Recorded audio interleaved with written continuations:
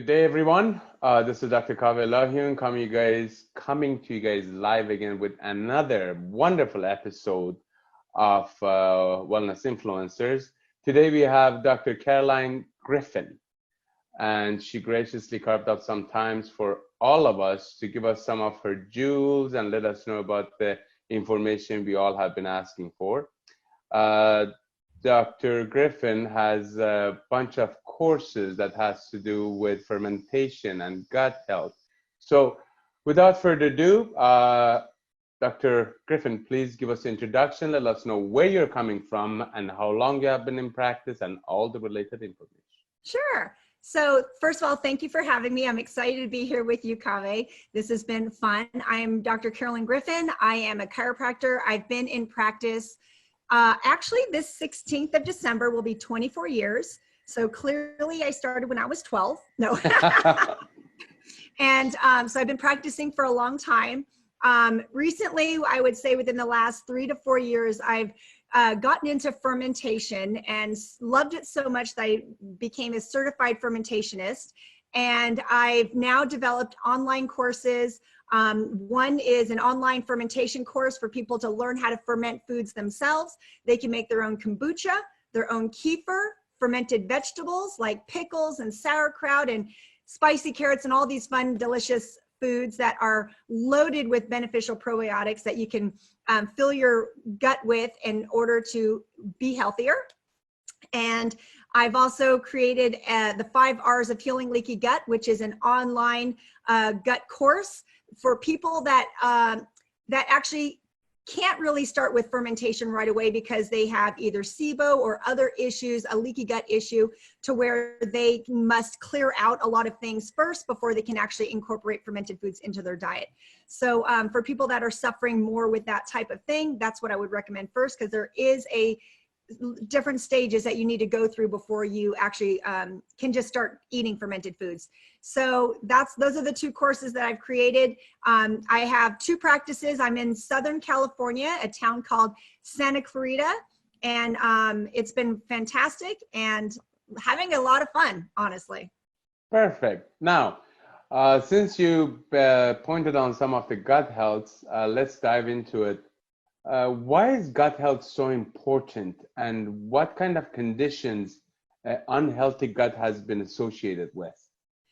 It's important because 90% of disease stems from your gut, and about 80 to 90% of your serotonin, which is a neurotransmitter that actually makes you happy, is manufactured in the gut. So people that are depressed or having mood swings, you know, it's been linked to cancer. It's been linked to neurodegenerative diseases like dementia, Alzheimer's, Parkinson's. So there's a lot of different things that are going on that America, Western society, has been afflicted with that possibly could be helped by just healing your gut. So a lot of times people want to chase symptoms. It's like, I've got this problem, I've got that problem, when truly probably what they need to do is just go to the root cause and take care of their gut in order to get healthier. So instead of going, you know, throwing spaghetti at a wall and see what sticks, they should just try one thing, heal what's the main issue, and then see what symptoms are possibly left, and then go from there. So between gut health and chiropractic care, someone can truly get healthier, all natural, without drugs, without surgery, and things of that nature. So yeah, SIBO is another one, small intestine and bacterial overgrowth. People have an overabundance of bacteria in their small intestine. And that's why I said, actually, that people shouldn't immediately start with fermented foods, because you're just adding more bacteria to the area. Even though it's good, it can have a negative effect on your overall system. So things need to be cleared out first before you start incorporating those types of things. So those are some of the conditions that can happen from having gut issues. So for our viewers, how can we distinguish if there is something wrong with our guts? For example, how can we distinguish if we have SIBO? So there are some tests that can be done. So we always want to test and retest, you know, take some supplements and things of that nature. So you can do urine tests. There's urine tests through Great Plains, and there are, and it's not like a urinalysis where you're checking for just white blood cells and possibly there's a urinary tract infection. We're talking, there are over 250 markers that can be tested from urine. You can check environmental toxins, you can check for oxalates, candida, so many different ways to test for conditions that are happening in the gut, because it leaves behind metabolites or the byproducts of the parasites possibly that are, leaving behind evidence that there is an actual issue. Stool sample is another way that you can do it. So, and blood. So there's several ways that you can check to see what's actually happening with your body just by the markers that you're testing for. Perfect. Now, just for our viewers and our listeners, just in case they don't know, can you please let us know what kombucha is? Kombucha is a fermented tea. And that might sound a little weird, but it's absolutely delicious. And in California, where I'm from, it's like the rage because it's, it's sold in grocery stores, it's sold everywhere. They have little pop-ups where you can go in farmers markets and they have it, it's readily available. But here's the thing, it's actually super expensive. And so when you go and you buy one little bottle, maybe like a 12-ounce glass of it or jar of it, it's like $5. And so what I've done is I've like the online course I have is I teach you how to make it pennies on the dollar.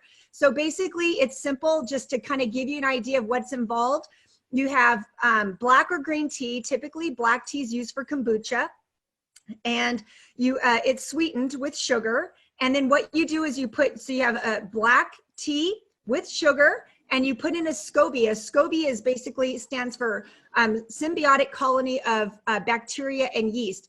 And that is a live organism that looks like a pancake, okay? Because it's like thin and round.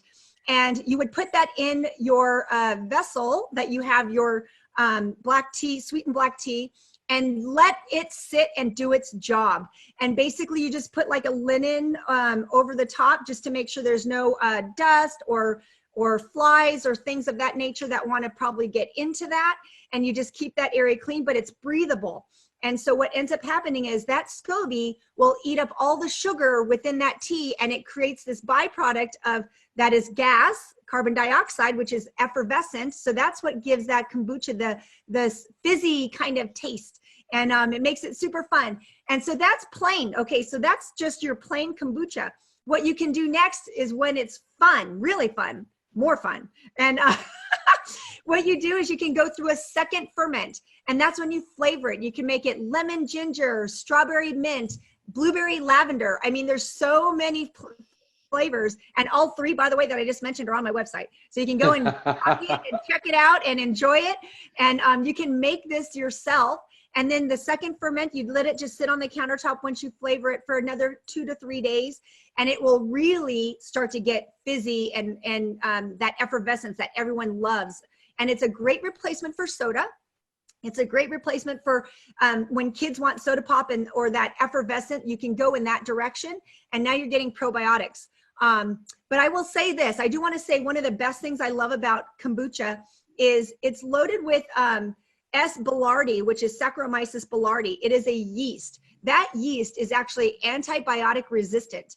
And what happens is when you go to the hospital and you need to be taking antibiotics, one of the supplements, I guess, the probiotics that they would recommend for that patient is called Florastor.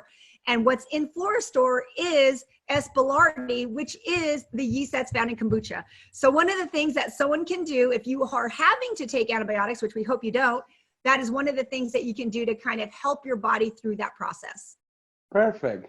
Because it's noted that in our gut, we have more nerve endings and nerves than in our brain and spinal cord combined. Yeah. Which is amazing. It's amazing. And they're still finding more and more. I believe the Human Microbiome Project, that project went for 10 years. And I believe it started in like 2008 or ended in 2008. And they found so much information. But here's the thing, it's changing constantly. Like not long ago, I would say about a year and a half ago, we were saying that our bodies are 10 times more bacteria than we are human. Now they found within the last 6 to 8 months that we're actually like 1.3 to 1. So it's actually not as dramatic as they thought, but because the research is ever evolving and they're figuring out more and more literally every week, it's hard to stay on top of all of it, but we must, you know, we're finding out so much new information. It's like a new frontier of what we're discovering about our gut and our gut health.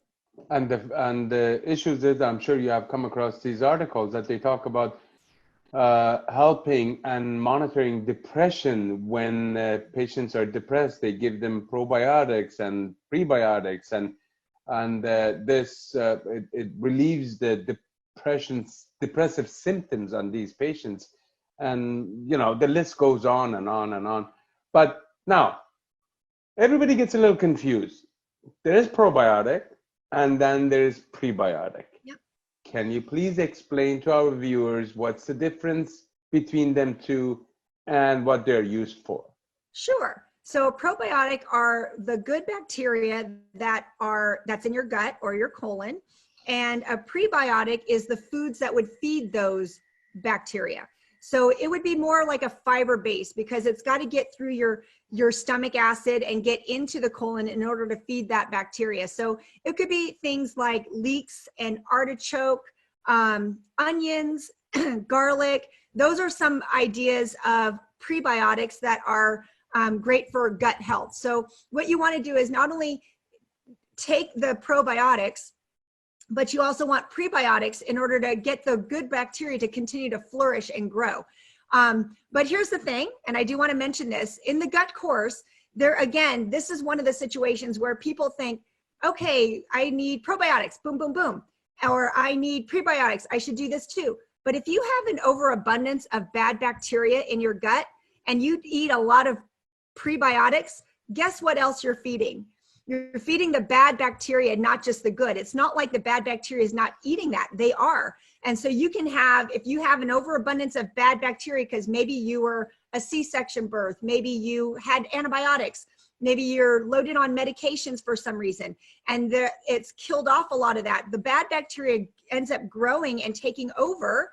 And if you're loading, and if you're at that, have that imbalance already, and you take in a lot of prebiotics, it's only going to feed that more. So you really need to clear out a lot of the bad bacteria first, and then improve the good bacteria before you start to feed in that. So in the gut course, the probiotics, the probiotic foods and the prebiotics are really at the last phase of what you'd want to do. What you can do, however, are take polyphenols, which are things like green tea and lemon water, things like that, that you can take in now that would be helpful for your, also for your adrenals in order to help you go through this healing process. Now, Dr. Griffin, what are some of the signs and symptoms of unhealthy gut? Like, if our viewers are listening, what should they be looking for just to assess if they have unhealthy gut? So if you're not sure, and you're just, I don't know where to go for a test, I don't know what's happening, I just kind of feel funky. Here's some clear signs. You're bloated, you've got no energy, you have brain fog. Anytime you eat some foods, it goes kind of right through you, and or you're constantly constipated. It could go either way on that in that regard. You have sharp pains in your stomach when you eat certain foods. Those are some of the common findings is, bloated, brain fog, and low energy, fatigue. And if you're finding that you're like dragging, when you wake up in the morning and you're already tired before you even got out of bed, that's an issue. If you find that you're going through your day and you're constantly needing to have tons of coffee to get through the day, that's an issue. So energy, those common things that we think, well, I guess I'm just getting older, or I guess I'm just, not that healthy, and, I don't like my job, or whatever the story might be, you might actually just not be getting the right nutrition. You might have issues with your gut, and you really just might need to get that assessed to figure out what's happening, because it doesn't have to be that way. Lactose intolerance is another issue. If you have dairy and it becomes a problem. I will say one of my favorite probiotic drinks is KEFIR. And the reason why is because of how healthy that is for you. One of the things that is so great is when you drink KEFIR, it's a fermented milk. So kombucha is a fermented tea. KEFIR is a fermented milk product, dairy product, I should say. But what happens is people that have lactose intolerance, let me back up. Kefir is made with milk, cow's milk or sheep or goat, and kefir grains. That would be your, like the SCOBY type thing. It's the grains are the symbiotic colony again of bacteria and yeast. And it eats sugar. That's what they do, is they eat up all this sugar. Well, in dairy or cow's milk, it's got lactose, which we know is milk sugars. And so it eats up all of the lactose in the milk. And so what you end up with is a very tart drink at the end. And so if a person with lactose intolerance actually drinks a milk product, which is kefir, you can actually help your lactose intolerance because it's the kefir is in your system and it can actually help. It's amazing. Wow. So, yeah. So this is one of the things that you can do. Now, I will say this, if they have a casein sensitivity and it's not lactose intolerance, it won't work. So, you know, you will have to test. I've had some people have gut issues after they eat ice cream or they drink some milk or, you know, with their cereal, and they, you know, they're running to the bathroom to, you know, eliminate. Then, you know, they get better. Sometimes they get better with kefir, and sometimes they still don't. And if they don't, they might be, probably because there's a casein sensitivity involved. So that's something to also know. Wow. Fantastic. Why I love talking to you, Dr. Griffin, is that you have this load of information of things that, you know, and you're keep up to date with all these studies, which is amazing. Now,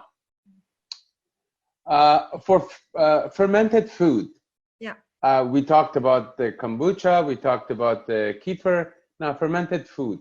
Why fermented food? Like, who taught the cabbage? I don't know, about the what is it called? Pickles. Sauerkraut. Pickles? Yeah. Okay. Who thought sauerkraut could be good for you? Oh, well, sauerkraut that is fermented, raw, and unpasteurized is good for you, but sauerkraut that's been heated, that's just like wilted cabbage to me. like it's got to be the good stuff. And so it's really interesting. Like making sauerkraut is so easy. It's ridiculous. It takes 2 ingredients, cabbage and salt, and literally a little bit of elbow grease. You're just massaging and kneading that cabbage until it starts to glisten and it creates its own brine. Then you literally just put something on top and then you stick it in the pantry for about 6 days and you've got sauerkraut that is loaded with beneficial bacteria. Now, here's what's interesting. What's really cool about a lot of the fermented vegetables is we talked about kombucha and how that has S. boulardii.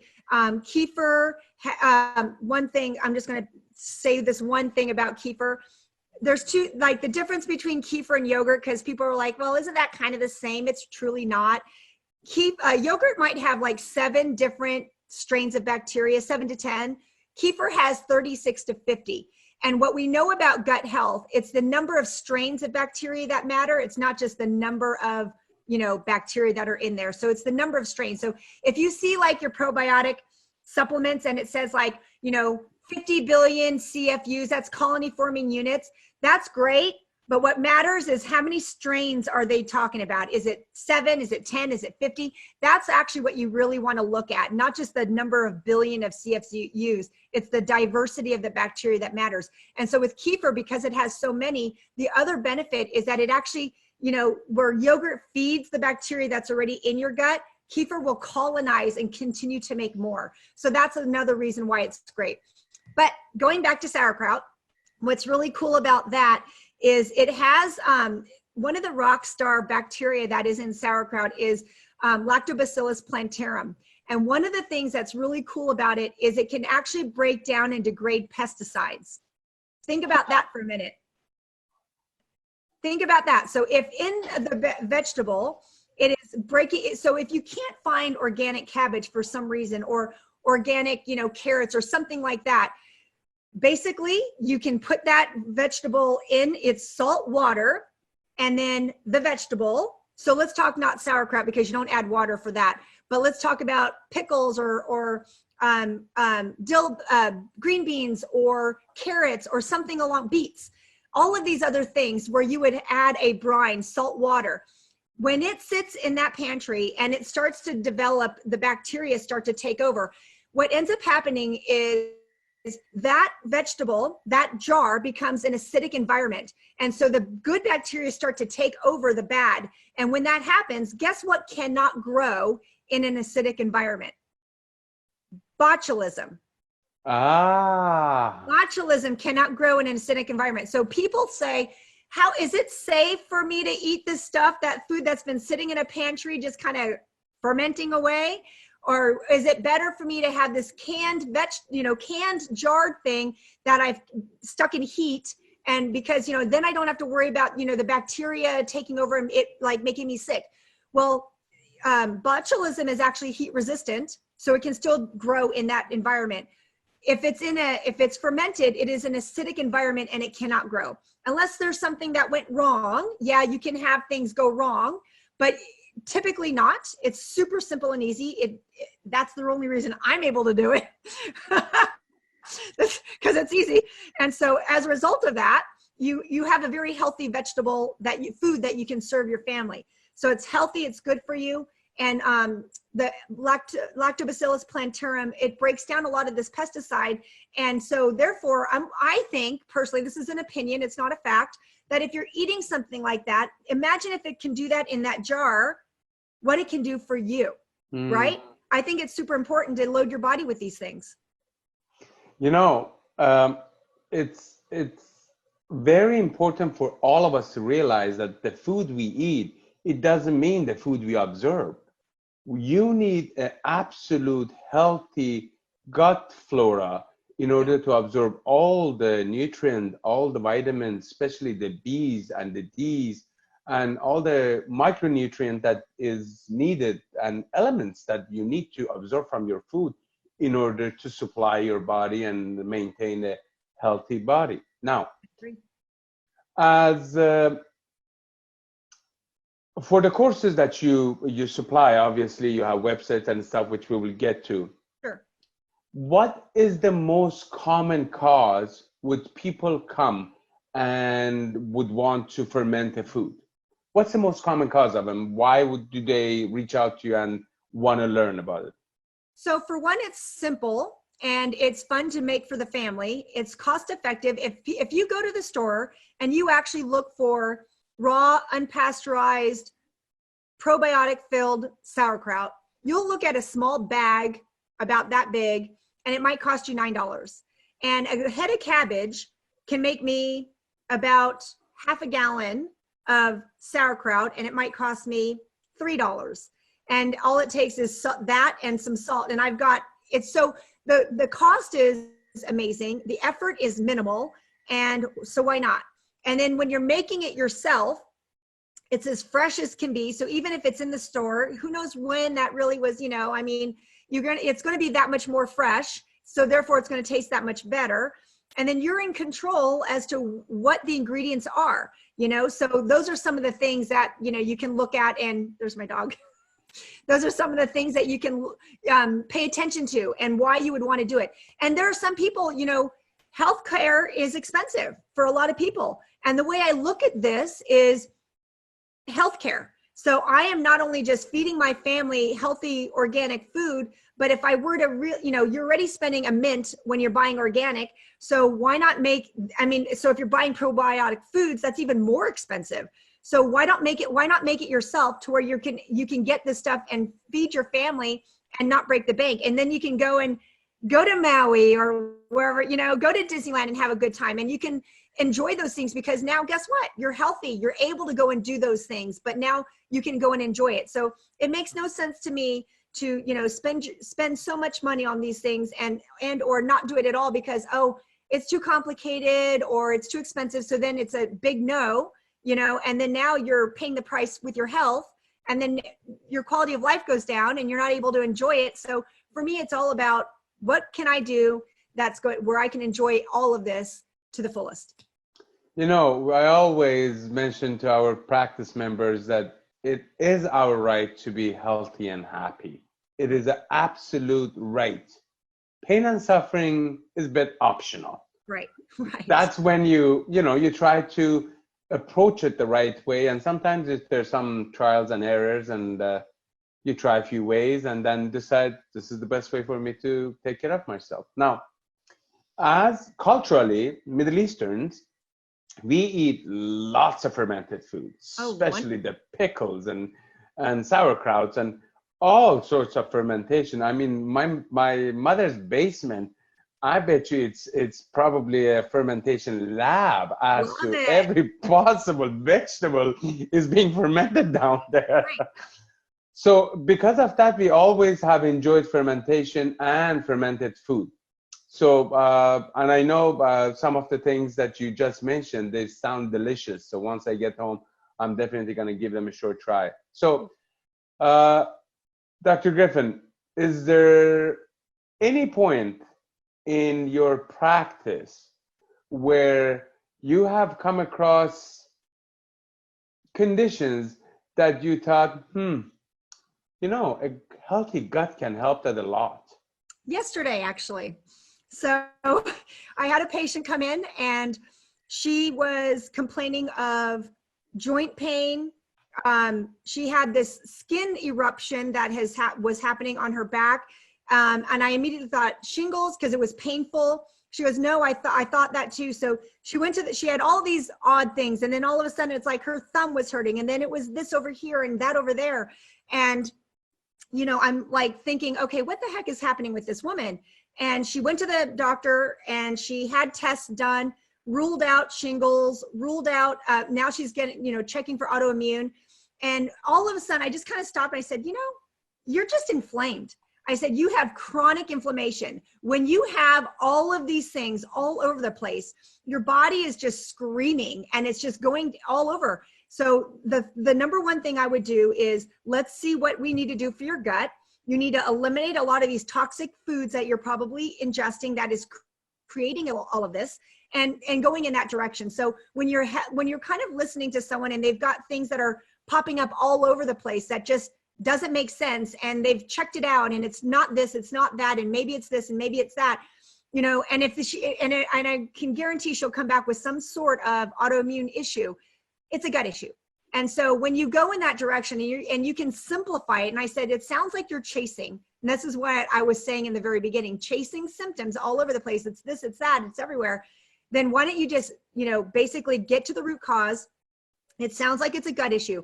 And you need to change up your nutrition. So what was interesting is she said, well, I'm seeing a nutritionist now and they've got me cleaning up my diet and I'm eating a lot more greens and this and that. I said, hold on. I said, tell me what you're eating. And she said, well, you know, lots of spinach. And I said, stop.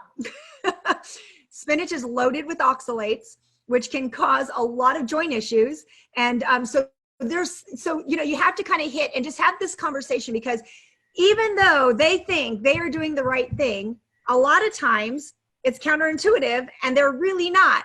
And so that's where dissecting and breaking things down and just simplifying.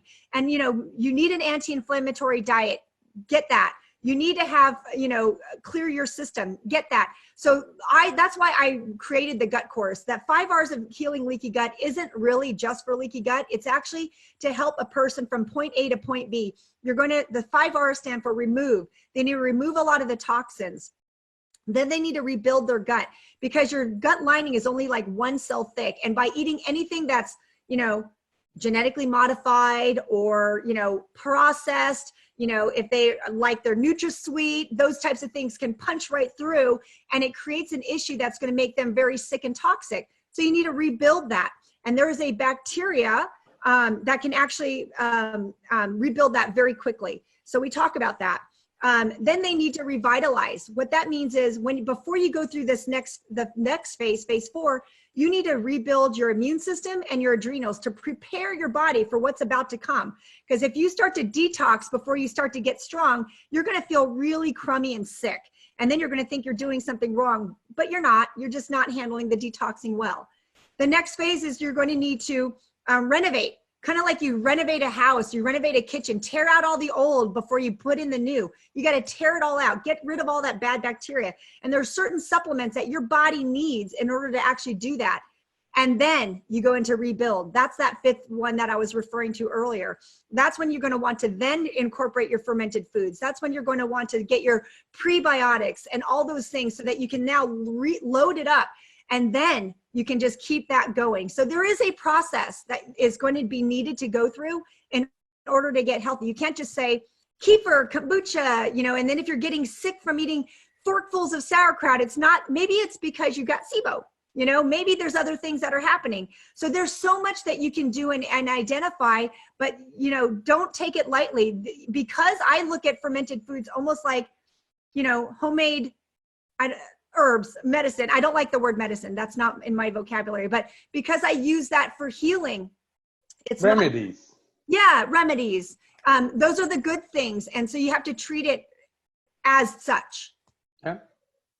Now, you have given us a lot of jewels, so I'm just digesting. Let's talk about you, Dr. Griffin. Yeah. If I were to take you back to the day you graduated from school, what's the best advice you would give your younger self? Obviously, when you were 12, when you graduated. Yeah, when I was 12. So thank you for that. No, kidding. When I first graduated, I became an associate. And honestly, that is the best decision I ever made. I went to LACC, which is a non-philosophical school. And I thought I knew everything coming out. And it turned out I really didn't know too much. So when I got into this office that I associated for almost 3.5 years, they took me to a seminar. So not only did I learn from them, but they took me to a seminar. Dr. Fred Schofield was my mentor for 13 years. And I literally learned, what it was to be a chiropractor. And he set me on my path of where I am today. So I give him and the office that I worked in all the credit. And I would say to anyone that's getting ready to graduate from chiropractic school, please do yourself a favor, get yourself into an office as an associate. Not every office eats their young. Not all of them are out to take advantage of you.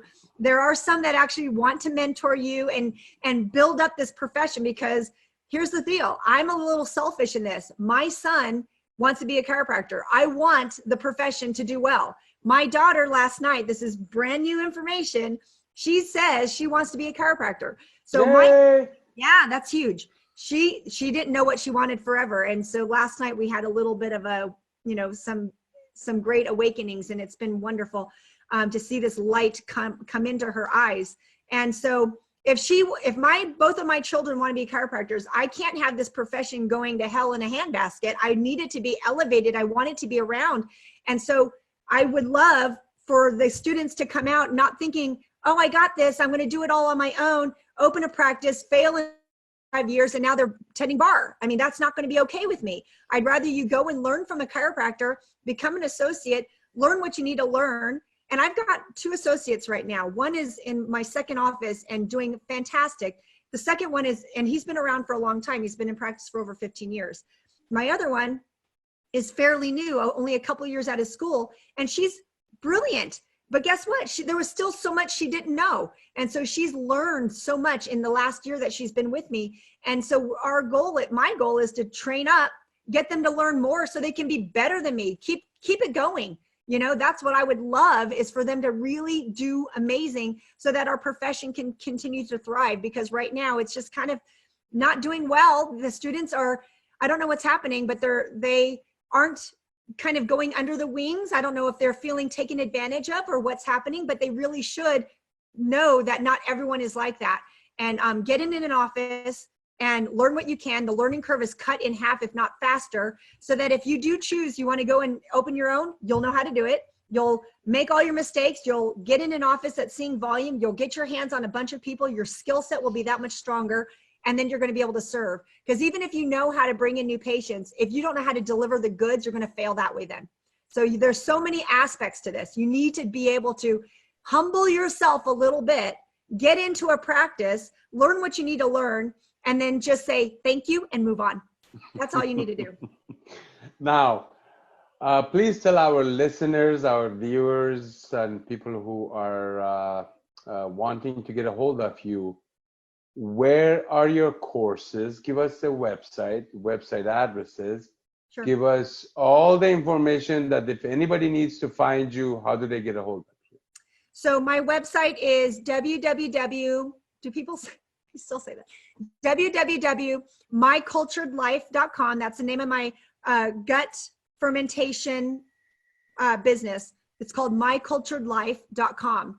And there I've got a lot of free stuff, and I encourage you to go and check it out.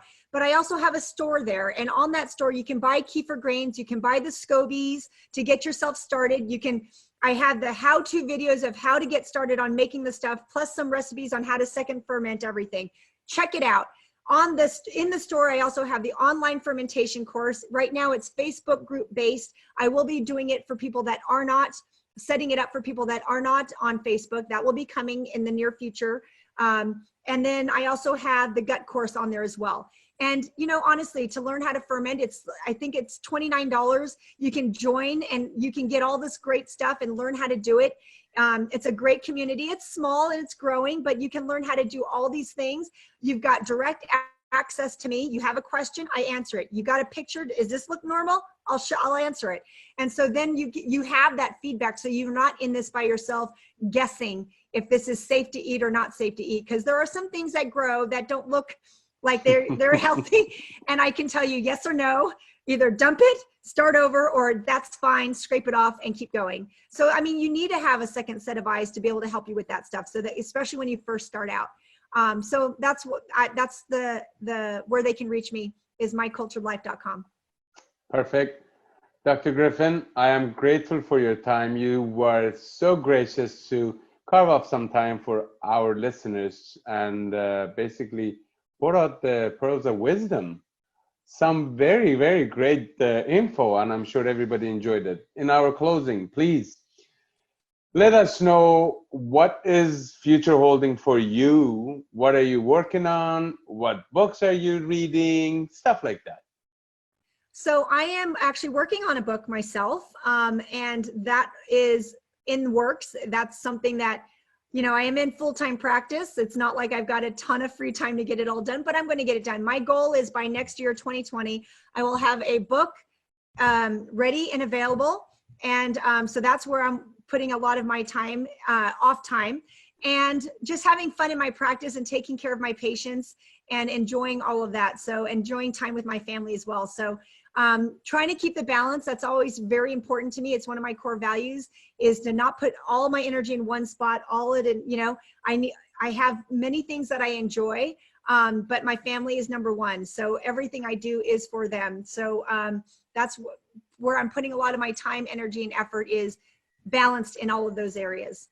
Perfect. Dr. Carolyn Griffin, thank you for joining us again. And please do come back on some other perfect time for you, please. I will. Thank you so much for having me, Kaveh. I've enjoyed myself very much. Anytime. Take care. Bye.